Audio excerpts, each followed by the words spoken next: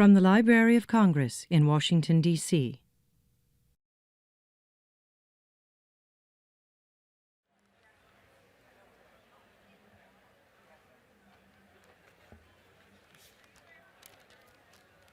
Good afternoon.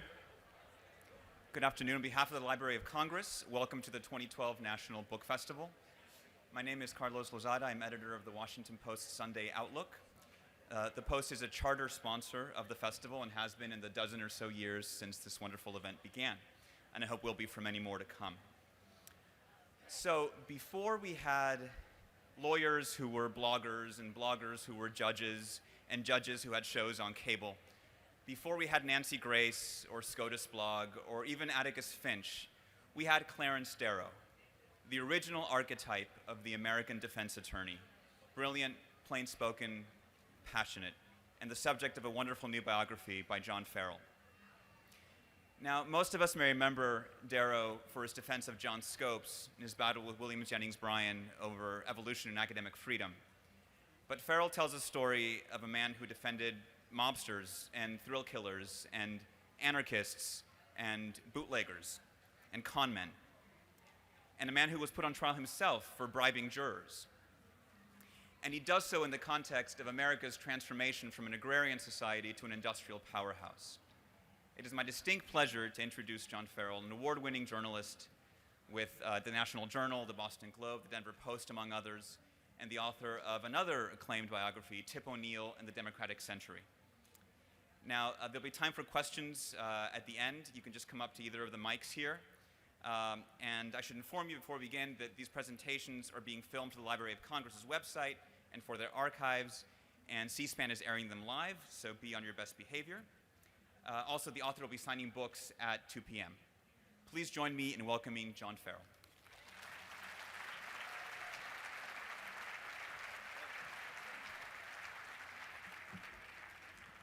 That was a wonderful introduction. Authors love great introductions and great reviews. For those of you out there who go on to Amazon and click 4 or 5, don't think that we don't read every single one of them. And if you get a 4.5, you sit there and you say, what, you couldn't have gone the extra half and given me a 5? The more and more I thought about that, I thought that this was actually sort of a great American thing, that it was hard to get a 5. A lot of people would do a review and they'd say, well, this is a good book, but it's got a lot of legal bent. I'm not sure it's everybody's cup of tea. And it shows sort of a reasonableness and a tolerance that Americans have. And in one of my reviews was along that line. It came from the town librarian in Auburn, Maine. And when they get a new book into the library, she reads it, and then she sends a little note around to everybody, because the winters in Maine are long. And there's nothing like sitting in front of a fire as the snow comes down in June and reading a good book. And this is what she wrote. She said, this is the definitive book of a great attorney, filled with courtroom drama and celebrity gossip, if you like that kind of thing. So I hope you like this kind of thing. 100 years ago, last fall, Clarence Darrow, the famous defense attorney, stood on a downtown Los Angeles sidewalk, and he watched his chief investigator, seized by the police, caught in the act of bribing a juror. A few weeks later, Darrow was indicted on 2 counts of bribery, and Bert Franklin, the investigator, agreed to testify against him. He swore that Darrow had ordered him to pay $4,000 to jurors who agreed to vote not guilty. And Darrow was at that time, at the height of his fame, one of America's foremost trial lawyers, political leaders, and populist champions. And his careen staggered off track there in Southern California. Caught up by shame, he left his wife one rainy night for the apartment of his mistress. With a revolver in one pocket and a whiskey bottle in the other, he sat down and vowed to kill himself. She brought out 2 glasses. They sat at a wooden table underneath one of those swinging bare light bulbs. And fortunately for us, she talked him out of it. He went on to create an American archetype, lawyer for the little guy, advocate for the common folk, hooking his thumbs in his vest or his suspenders, regarding the jury from beneath that cascading shock of hair, speaking with plain but emotional conviction of the nobility of man, the frailty of mankind, and the threat to liberty posed by narrow-minded men of wealth and their legal guns for hire. And his words, I believed, resonate especially today. With the land and possessions of America rapidly passing into the hands of a favored few, he said 100 years ago, with thousands of men and women in idleness and want, with wages constantly tending to a lower level, with the knowledge that the servants of the people elected to correct abuses are bought and sold in legislative halls at the bidding of corporations and individuals, with all these notorious evils sapping the foundations of popular government and destroying personal liberty, a rude awakening must come. It was quite a show. In the days before radio and television, the era's legal clashes supplied the form of mass entertainment. It was not unusual for the courtroom to be packed with off-duty lawyers, judges, the local bishop, politicians, newspapermen, and the hallways outside jammed with spectators trying to get in. At times in his career, thousands of people would surround the courthouse on the outside, listening, hoping to catch a glimpse of Darrow's words coming through the windows as he closed for the defense. Now, in his lectures and his public speaking, which he did a lot of, Darrow affected a humble awkwardness, and in court, a simplicity to endear him to his audience. He'd start with his arms folded, tapping his gold spectacles on his shoulder, his brow contracted in thought. Often he would lean on the rail as if to take the jurors into his confidence, talking so softly that those in the back row had to lean forward so they could hear what he said. And then all of a sudden his demeanor would change. His voice would turn harsh. His jaw muscles would tighten. Soaring towards a crescendo, he would swing his arms, shake clenched fists at heaven, and then the storm would pass. Sun would return. The jurors would relax, and Darrow would be genial and engaging, lightening the mood with a wisecrack. He never addressed juries, he said. He spoke to them. His appeals to juries were all about context. This is where he's very important to American legal proceeding and legal history. So the judges and the prosecutors of Victorian America knew their duty. They were there to exact vengeance and to safeguard property. But Darrow believed that jurors, if given the opportunity and a skillful enough invitation, could be persuaded to look past the legal particulars, to judge a defendant in the context of his times, the situational factors that prompt behavior. And he sought to make even the most hideous of crimes comprehensible. He'd talk about human beings and the difficulties of life and the futility of human planning, the misfortunes of the accused, the strange workings of fate and chance that had landed this poor soul in trouble. He would try to make the jury understand not so much the case, one of his partners said, as the defendant. And it was not unusual in the late 19th and early 20th century for some of those arguments to go on 10 hours a day for 3 days at a time. To give a closing argument in a significant case, Darrow would do so without notes, in marvelous displays of intellect and concentration. And it was more than a tactic. It was his creed. It was what he believed. He was a determinist. He did not believe in free will, nor good, nor evil, nor choice. There were no moral absolutes, no truth, no justice. There was only mercy. As he put it, we are all poor, blind creatures bound hand and foot by the invisible chains of heredity and environment, doing pretty much what we have to do in a barbarous and cruel world. That's about all there is. He had no faith in God or churches, and he won notoriety in the jazz age as the country's most prominent atheist. He built a moral code upon life's very pointlessness and the comfort and the tolerance that we human beings can give to our fellow doomed creatures here on this planet. As Carlos said, he was a practicing defense attorney, a trial lawyer, and in his time he represented the mad bomber Reinhold Faust, who thought that if he destroyed the Chicago Opera House, it would bring an end to World War I. Or little Tommy Crosby, a 13-year-old charged with murder after shooting a sheriff who had come to evict his family 3 days before Christmas. Needless to say, Darrow got him off. And then there was Dago Mike Carozo, a suspect in a Chicago gang slaying, who, when two women came to bail him out, unknown to each other and both claiming to be his wife, decided he'd rather spend the night in jail.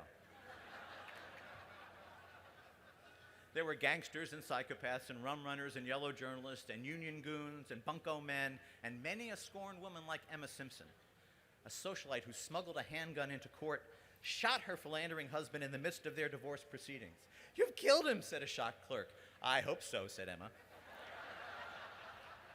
Well, Darrow could not resist the case, or the wisecrack. She was no doubt guilty of contempt of court, he told the jury.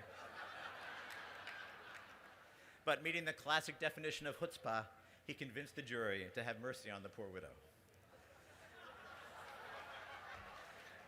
They couldn't convict a woman for shooting a cheating louse like Elmer. It's not for nothing that the lawyer Billy Flynn in the Broadway musical Chicago is patterned after Clarence Darrow. And like Billy Flynn, he was a notorious rake, a professed sensualist who took great pleasure from the chaste seduction and the act of love, and he used sex as well as a narcotic. He relied on physical nearness, his mistress said, to escape the emptiness and the spiritual isolation of his life.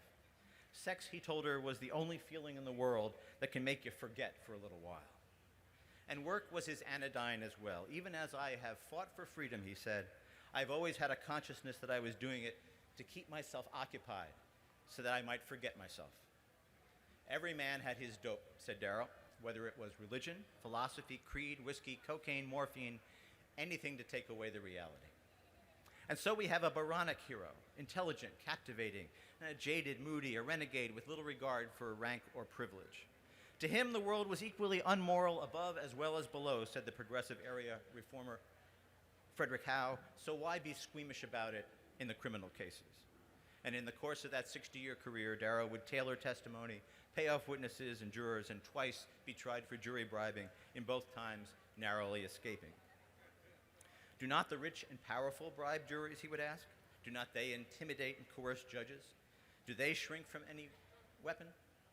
And yet, what marked Darrow was his ineffable compassion for those who faced loss or despair or persecution. He had a strong emotional nature, goaded by his upbringing. His father was a book-loving, free-thinking owner of a rural furniture shop, an abolitionist who had steeped in his family the values of liberty and equality. And compassion played the role of a unifying theory in Darrow's chaotic universe. The bench in his outer office was invariably filled by men in overalls with their arms in slings, poor women from the slums huddled in shawls, threadbare clothes, wan-faced. As one less charitable pal described it, the types one would expect in a fortune-teller's parlor, including half-wits whom even God could not teach anything. He'd emerge at the end of the day, see the long line, sigh and offer an understanding smile. Sunday dinners would grow cold as he sat with a client for an hour or more, patiently hearing the facts of the case, offering advice to the poor man's trouble. Depending on how he was fixed at the time, a third or more of Darrow's cases earned him nothing. He spent much of his money on wine, women, and song, and the rest he wasted. But he was Jefferson's heir, the foremost champion of personal liberty in his time. When he was a boy, Darrow liked to say, the hired man had dignity. He dined with the family of his employer. He shared their pew in church on Sunday. He could court the boss's daughter. There were no big banks, no stores, very little money, and nobody had a monopoly of either riches or poverty, Darrow said. But the nation's founding principles were stretched beyond recognition in the roar of the industrial age. A shrewd and lucky few made huge fortunes, Carnegie in steel, Morgan in finance, Rockefeller in oil. And they found in the writings of Charles Darwin and Herbert Spencer the comforting assurance that the poor deserved their lot. It was nature's way of weeding out the weak. They ordered their managers to lower costs, and when workers organized guilds or unions, then private armies and local militias were summoned to break up strikes and demonstrations, often with volleys of rifle fire. As one of them explained the social order of the time, the perplexing question why one man should be strong, happy, and prosperous, and another weak, afflicted, and distressed, may be answered by Seneca's suggestion that the purpose was to teach the power of human endurance and the nobility of a life of struggle. Well, according to the courts in Darrow's time, a worker's only right was to negotiate man-to-man with an employer and to take himself elsewhere if the terms were not to his liking, and none married the boss's daughter. Atop the social order, the robber barons flaunted their aristocratic aspirations by dressing up like 18th century European royalty at spectacular parties, having semi-naked chorus girls jump out of cakes and hanging diamond collars on their dogs. The great historian C. Van Woodward said they were uninhibitedly flamboyant in their misconduct. Bewhiskered and obese, drooling tobacco juice, eating and drinking incredible amounts, they sometimes seemed devoid in shame, in manners and morals, and in the ethics of gluttony. Well, the barons also controlled the legal establishment, right up to the Supreme Court, where the justices worked diligently at redefining the Bill of Rights as a guarantee of property above all else. The jurists who resisted Brandeis, Holmes, and Darrow would be honored by history as great dissenters, and the mediocrities of the court at the time would be forgotten. But that was no consolation for the working men and women at the time. And by Darrow's 40th birthday in 1897, the great economic relief valve, the frontier, had been gone. At the time of his trial for bribery in Los Angeles, Darrow was America's top labor lawyer. He was in Los Angeles to defend James and John McNamara, two Union terrorists who had planted a bomb in the Los Angeles Times in 1910, killing 20 innocent printers and newspapermen in the explosion. He had won notable victories defending American laborers and woodworkers, coal and hard rock miners. He had faced down the robber barons and their gunmen. He had no illusions in the fall of 1911 that the forces of industry in Los Angeles would play square. Bribing a jury to save a man's life, his mistress wrote in her diary, he wouldn't hesitate. But he survived his Gethsemane and came out a better man and a finer lawyer. He had been on the ropes, said his friend Francis Wilson. He knew what it was to suffer. And the great muckraker and other friend, Lincoln Steffens, said, "The cynic is humbled, the man that laughed sees and is frightened." Darrow faced his accusers squarely in Los Angeles, made eloquent pleas in his own defense, and he won a not guilty verdict in the first trial and a hung jury in the next. And from the ashes of his ordeal, Darrow forged the grandest of American legal careers. As a champion of personal liberty and defender of the underdog, he became, as Lincoln Steffens said, the attorney for the damned. Broke and disgraced, he returned to Chicago and took the cases that others would not touch. There was Isaac Bond, a black man accused of the brutal rape and murder of a young white nurse. Communists, anarchists, and wobblies, snared in the reactionary fervor of World War I and the Red Scare. Frank Lloyd Wright and the cause of sexual freedom when the famous architect was pursued by federal prosecutors for a violation of the Mann Act, which made it a crime for unmarried couples to cross state lines. Today, we recall Darrow's plea against the death penalty and for the lives of Nathan Leopold and Richard Loeb, the thrill killers, who murdered a Chicago boy to demonstrate their intellectual superiority by committing the perfect crime. It was an especially despicable killing, but Darrow's call for mercy in a closing argument that lasted 3 days in the stifling summer of 1924 saved their necks. And of course, we remember Darrow for the Scopes monkey trial in Tennessee a year later, where he fought for academic and scientific freedom and battled those who would inject religion and ban the teaching of evolution in the public schools. Stymied by a hostile judge, Darrow called the lead prosecutor, three-time presidential candidate William Jennings Bryan, to the stand. Their fabled clash was immortalized by Spencer Tracy in Inherit the Wind. When the monkey trial was over, Darrow was the most famous lawyer in the world. He was 68, chronically short of money, and yearning for retirement. He could have commanded huge fees on Wall Street or representing rich divorcees in Chicago. Instead, he took the case of Ossian Sweet, an African-American physician who moved into a white neighborhood in Detroit. It was the summer that the Klan had marched down Pennsylvania Avenue. You might remember the photos from your history books in high school, all those folks in white robes marching down with the Capitol behind them. In Detroit, a mob gathered, breaking the windows of the Sweet house and threatening its inhabitants, Sweet and his family and friends, while defending the home, fired into the crowd, killing one man and injuring another, and they were charged with murder. Darrow defended the Sweets in 2 grueling trials that spanned 7 months for a token fee raised by the NAACP. He won the case, but he was staggered by a heart attack in the summer of 1926 and was never the same. The great theme of Darrow's life, the long war that he fought in his march through the courtrooms and cases, was the defense of individual liberty from the relentless, crushing, impersonal forces of modernity. No era of the world has ever witnessed such a rapid concentration of wealth and power as this one, Darrow warned. History furnishes abundant lessons of the inevitable result.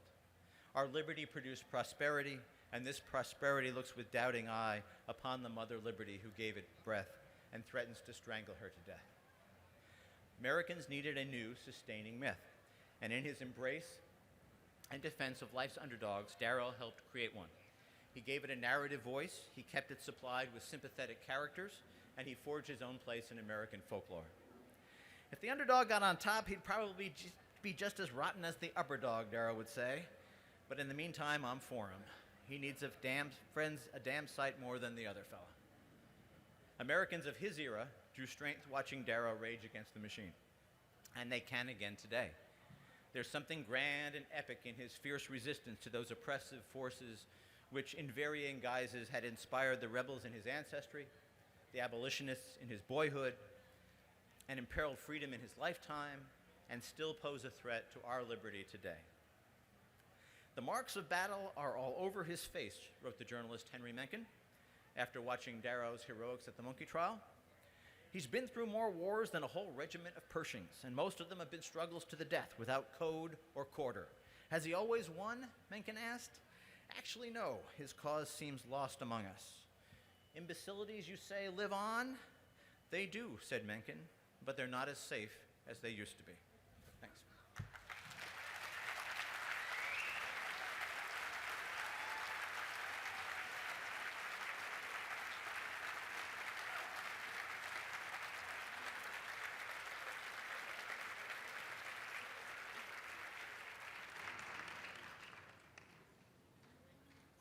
When Darrow argued his cases, was he always putting the interest of his clients first, or did his desire to promote a particular political point of view or his desire to expand his own persona on the national stage sometimes take precedence over the interest of his clients? That's a great question, and it is probably, aside from the jury bribing, it is probably the great issue about Darrow's character. When he took these cases, he would take them with the idea of staging a public drama that would teach and instruct and advance his political agenda, and of course make him money and give him fame as well. The fame and the money is pretty much applicable to any great defense attorney. But in Darrow's case, there were a lot of people who said of him, you are misusing your clients. You're using them as pawns in your greater political game. It was a chief criticism at the time, particularly in the Big Bill Haywood trial, which was in Idaho. It was the Western Federation of Miners had been charged with blowing up a former governor of Idaho with a bomb at his garden gate. And Darrow was accused. He gave this great impassioned closing argument that was all about socialism. It was all about equality. It was all about redistribution. And he was accused at that time by one of his defense lawyers of doing exactly what you said. I forgave him for it because I don't think he did cross the line. In that particular case, in the Haywood case, it was a very small courtroom, and he was sitting here, and the jury was right where those lights are. That's how close he was, and it was a weird courtroom. The jury wasn't over on the side; it was in front of the judge. So for 3 months, he was this far away to the jurors, and he would make wisecracks with them, and he would cultivate them, and he'd talk to them. So he had a very, very good idea when he made that very controversial closing argument, just what it was that they wanted to hear. And, of course, he was vindicated by the verdict, which was not guilty. So. Yes, sir. Clarence Darrow was a brilliant lawyer, and you mentioned the Leopold and Loeb case. And in the Leopold and Loeb case, the argument that he made about the elimination of the death penalty, his exact words to Judge Woolsey were, Your Honor, society may not be in need of protection from these two despicable individuals forever. And it turns out that Richard Loeb, who was a mean son of a gun, died in a prison fight. And Nathan Leopold basically willed his body to science. He worked for the University of Puerto Rico.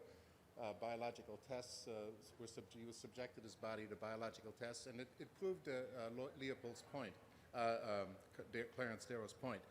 The thing that's ironic about it is that Judge Woolsey, the man who was the judge in that trial, did not accept Clarence Darrow's argument. He sentenced them to life imprisonment because he was convinced, in his memoirs, he was convinced that it would be the more cruel thing, the more cruel punishment. So Clarence Darrow, who died, never knew that this judge didn't accept his argument. He actually, Clarence Darrow made a wonderful argument against the death penalty, but the judge didn't accept it. So anyway. It's a famous argument, and it's a classic Darrow argument in that it doesn't start at A and go to Z. It starts at A and it gets as far as D, and then it backtracks to B, and then it wanders off and brings up N and O and P. I mean, if you talk for 3 days, you can't go from A to Z because the total impression of A and B and C would be lost by the end. So he had to sort of weave back like a bee looking for a flower. But one of the things that he consistently did in that trial was Illinois had never executed teenagers in a case where they pled guilty. And so he had pleaded the two of them guilty, and he was constantly trying to give the judge a reason why he could save the boys' lives when all of Chicago wanted to see them hung for this despicable crime. And so he always kept coming back to this, there's no precedent for this, Judge. There's no precedent for this. The state has never done this. And then he would go on and he would quote poetry and he would talk about the death penalty and everything. And then he'd come back and say, and by the way, Judge, remember, they're 19, they're 18, you can't, these would be the first boys. He actually called them boys and the poor boys. You're not going to execute them, are you? And that was the hook that Darrow gave the judge, that finally he could write an opinion saying, well, I'm not about to break precedent. Precedent constrains me. I'm a judge, and that's why I'm not going to execute them. When all of Chicago wanted it to be done, so he had given the judge a hook, and with his other argument for 3 days, he had prepared public opinion for this verdict that would save the boys' lives, so that the judge himself would not have been pilloried for making this decision. That was what was so masterful about it. Clarence Darrow is famous for his speeches. How was he at the nuts and bolts of law, the procedures and courtroom procedures? He was very good at picking juries. He was a great judge of human nature. He was very good at cross-examination, but he was awful at the technical part of the law. And he would pick up, in his famous case, like the Sweet case, for example, he picked up Arthur Garfield Hayes, who was the attorney for the American Civil Liberties Union. And the judge would say, all right, we're going to have an argument on that point of law. Clarence, you want to come back into my office? And Clarence would say, no, let Arthur handle that. I don't do that. And earlier in his career, I don't know how many of you had to read the Spoon River Anthology in high school, but Edgar Lee Masters, the author of the Spoon River Anthology, was an attorney, and he became Darrow's legal partner. And most of the legal brief writing, when they had to go into the appeals court or the Supreme Court, were done by Masters. And there's a whole chapter in the book about their very famous falling out and the incredible spite they had each other for the rest of their lives. They both were very greedy, they both were womanizers, and they both were convinced that they were literary men thrown into the wrong profession, and what they really needed was just peace and quiet, and wouldn't the other one make all the money so that I could just retreat from my office and write poetry or novels. And it's a great untold story of American legal history. Yes? Yes. Did Darrow ever get involved in politics and endorse any candidates, although I suspect the candidate might not want his endorsement? But. Yeah, one of the exciting things that I found when I was doing the story was, we all know about William Jennings Bryan's great Cross of Gold speech, and the populist movement we studied in school. It took place in the 1890s. And Bryan represented the farmers that were the core of the Populist Party, but there was also an urban populist party. And Clarence Darrow was the chief of the urban populist movement in Chicago, where it was first tested to see if we could couple the interests of the dirt farmers with the immigrants and the factory workers in the city. And so he ran for Congress once and was defeated. He was offered the nomination for mayor of Chicago and turned it down, and he was offered the nomination for governor of Illinois and turned it down. And in 1904, when William Randolph Hearst ran for president, Darrow tried to do what William Jennings Bryan had done, which is seize the presidential nomination with a single speech. And he was supposed to nominate Hearst for the presidency. And he wrote this amazing speech that is as beautiful as the Cross of Gold speech. And he gave it at midnight one night at the Democratic National Convention. And all the reporters just loved it, but it didn't move the galleries the way that Bryan had. The magic just wasn't there.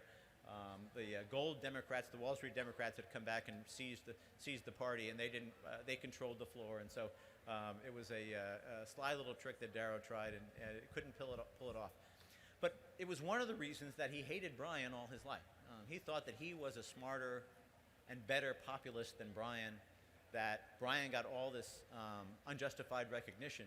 And when that day came in Dayton, Tennessee, that he could put Bryan on the stand and tear him apart and put this awful ending to Bryan's political reputation, and indeed he died several days later, just like in the movie, to his life.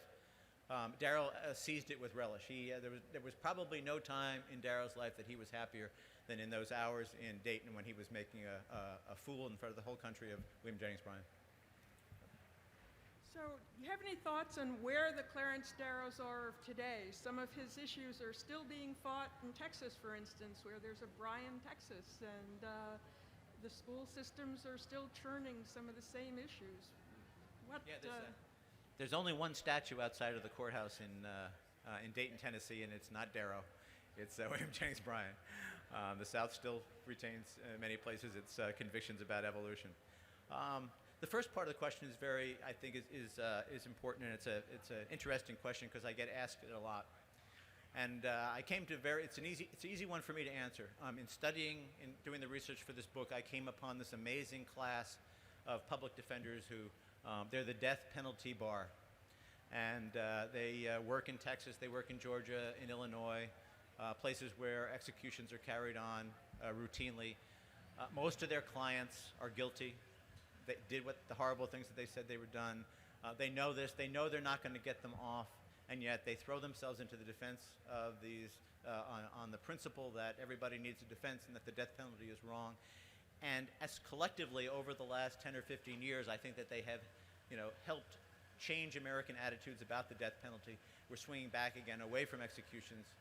About 10 years ago, it was the thing to do, and people were dying almost daily around the country. And so this very unselfish, unknown, unrewarded group of defense attorneys that nobody knows their names are the Darrows of today. Two quick questions. Did he get a pretty good fee on the Leopold Loeb case, or was that a pro bono? And the other was, did he get Scopes off? I thought Scopes was convicted. Scopes was an amazing trial because it wasn't like Inherit the Wind. Dayton, Tennessee was this small, sleepy southern burg, and they couldn't even drink. It was a dry town, and so the town fathers one summer day were sitting around in the drugstore drinking Coca-Colas. And one guy said, I read in the paper that the American Civil Liberties Union is looking for a test case on this evolution thing. And the druggist happened to be also the school board president. And he said, well, I think, let me go get the text. I think we teach evolution in the schools. And so he went and got the text, and they said, well, why don't we stage the trial here? And they said, well, who's going to be the defendant? Well, go get John Scopes. He's a young fellow. He doesn't have a family. He's out playing tennis. And they brought him in, and they said, John, this is what we want to do. You're going to be convicted. Is that okay with you? And then they're going to take your case to the Supreme Court. And he said, yeah, okay, I'll do that. And so they sent a telegram then to the American Civil Liberties Union saying, we have your defendant. He will be convicted, and then you can take the case to the Supreme Court. So the whole thing was set as a publicity stunt and a circus from the beginning. But lawyers being lawyers, as soon as the actual lawyers got into the courtroom, they knew that somebody was going to go down as the loser. And all of a sudden, they started taking it seriously. And they started arguing back and forth. And in fact, the state of Tennessee, the district attorney who was supposed to be in on the we're going to convict this guy plot, decided that he was going to bar all expert testimony, and because he wanted to win. And so he did that. And so Darrow said, Your Honor, I got nobody to call. Who am I going to call? And they went home that weekend, and he sat and he thought, and they started doing rehearsals with one of the other defense attorneys. Where did Cain get his wife? How did Jonah get out of the fish? And so they were all planned and ready. And on Monday came around, and Darrow said, I want to call, you won't let me call any scientific experts. I want to call a biblical expert. And that's how William Jennings Bryan got on the stand in Dayton, Tennessee. Now, he was convicted. Scopes was convicted, and the judge then made the very unfortunate for history mistake of giving too high a fine for what a judge was allowed to do. Anything over like $80, the jury had to do, and instead the judge fined him $100. And so there was a technicality. And when Darrow argued the case in the Tennessee Supreme Court, on that technicality, the state of Tennessee, which at this time was so angry that they'd been exposed to the entire world as a bunch of southern backwoods ignoramuses, seized on that technicality, reversed the case. So Darrow won at the appeals course, but in reversing the case, they issued a strict order back to the trial judge saying, you are not to retry this case.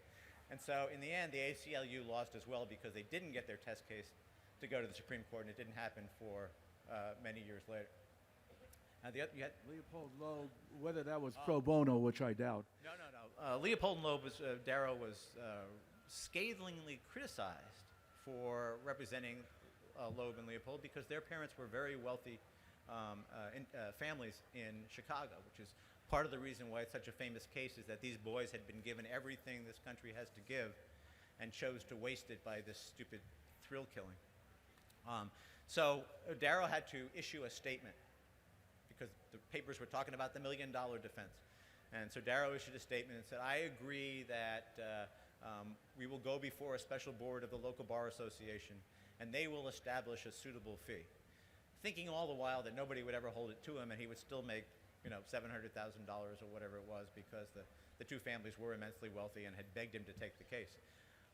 So he took the case, he got the boys off, and went to the families, and the families said, well, Clarence, you said that the Bar Association was going to set the fee.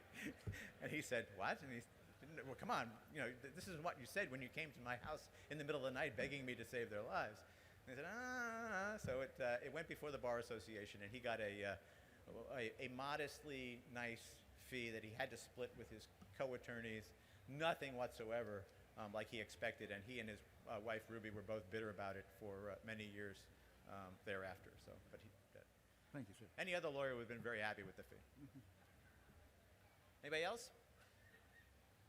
Yes. I would like to follow up on the Leopold and Loeb, but ask you a more personal kind of question. I was born in Chicago on the South Side in Hyde Park. My father went to Hyde Park High School, was born in 1921. What did the people in Hyde Park, the University of Chicago area, think about Clarence Darrow's representation of Leopold and Loeb, and how did he handle it?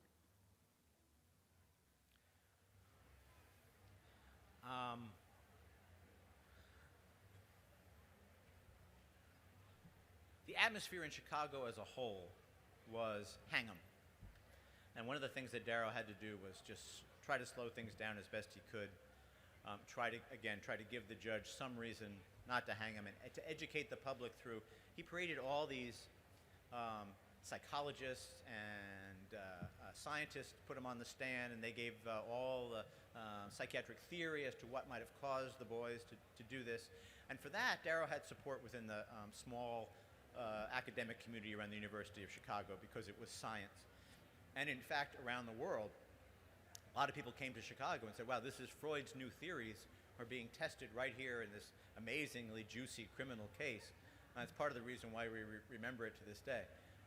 But in the end, all that talk went for naught because the judge did make the decision on much narrower grounds, and in fact in his decision said, we don't have to go into any of that scientific stuff, that we know they did it, and the only question here is whether or not, they pled guilty, the only question here is whether or not we're going to hang him.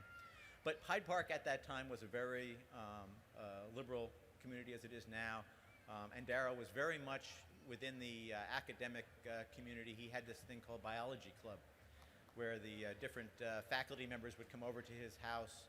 About 20 of them would gather in his library, and whoever was the smart one on the scientific faculty would lecture for half an hour about Darwin, and then they would argue back and forth about the facts, and then somebody would come another week and talk about Freud. And so he was very much a part of that academic community. Overall, he turned very slowly public opinion to save the boys' lives. The boys' lives, I just did it. The two young men's lives. But he didn't really have to go too far among that select group at the University of Chicago. Well, thank you very much.